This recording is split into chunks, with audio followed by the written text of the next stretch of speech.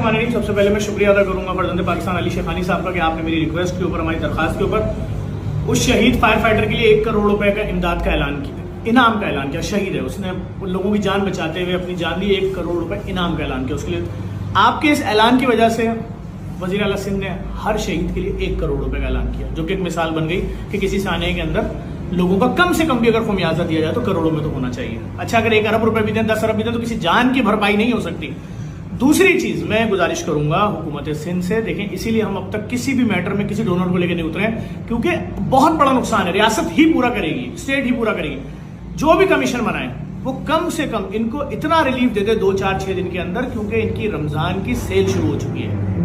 आपको मालूम है मुसलमानों का सबसे बड़ा त्यौहार जो है ईद उल फितर है, और उसकी शॉपिंग बाजारों में रमजान की पहली तारीख से शुरू हो जाती है, या 6 तारीख से, बोले 6 रमजान से शुरू हो जाती है। लेकिन लोग वो माल पहले खरीदते हैं, कोई पंजाब से खरीदता है, कोई कहीं से खरीदता है, कोई कहीं से खरीदता है। यहां पर भी दुनिया जहान की क्रॉकरी भी थी और क्या कुछ नहीं था।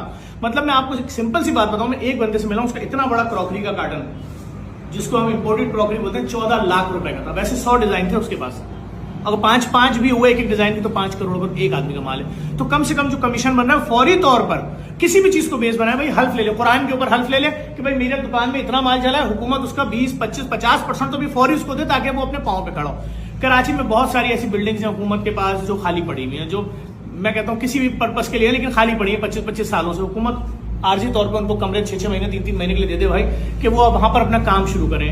मसला एक घर का नहीं है, अभी लाशें शिनाख्त होंगी, हम जानते हैं इसमें कितना मुश्किल टाइम है, लेकिन जो लोग जिंदा बच गए उनको मरने से बचाना है, उनकी फैमिलियों को मरने से बचाना है। कोई लोग कितने मखरूज हो गए कोई इसका अंदाजा नहीं लगा सकता। जिसने पैसा दिया था, सारा काम लिखत पे होता है रजिस्टर पे, वो रजिस्टर जल गया। जिसको पैसा देना था नहीं मालूम, जिसने कितना रिसीव किया था, कितना बैलेंस था नहीं मालूम। जिन पार्टियों ने चेक देकर माल ले गए थे, सारे चेक जल गए।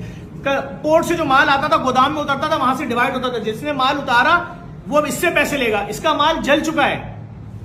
इसने जो आगे पार्टियों को माल देना है, जो भी उधार है, जो भी रोलिंग है, बहुत बड़ी कयामत है। ये साइंस समझना आसान नहीं है, लेकिन हुकूमत वक्त से गुजारिश करूंगा कि आगे बढ़े, एक और बोल्ड स्टेप लें, और कम से कम किसी भी चीज को बेस बना के मार्केट एसोसिएशन के लोगों को बुला लें। भाई क्या ये सच बोल रहा है? इसकी दुकान में 8 करोड़ रुपए का माल था। अगर 4 लोग हल्फ दे देते हैं, कुरान के ऊपर गवाही देते हैं, तो हुकूमत उसको माने, और फौरन या जो भी आपका तरीका कार है, मुझे आपके पास FDR है, 1000 चीजें आप, लेकिन लोगों को पैसा देना शुरू करें। हुकूमत के लिए कोई मसला नहीं है।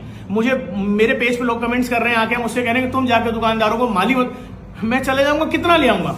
ये मैंने बताया ना, एक दुकान का करोड़ों रुपए का नुकसान है। और अगर हमने कराची शहर के ताजिर को तोड़ा, तो आप यकीन जानिए ये पाकिस्तान का 68% रेवेन्यू देने वाला मजलूम शहर है, जिस शहर के साथ ना, जिस शहर में सड़कें हैं, ना पीने का पानी है, ना कोई निजाम नहीं है, लेकिन उसके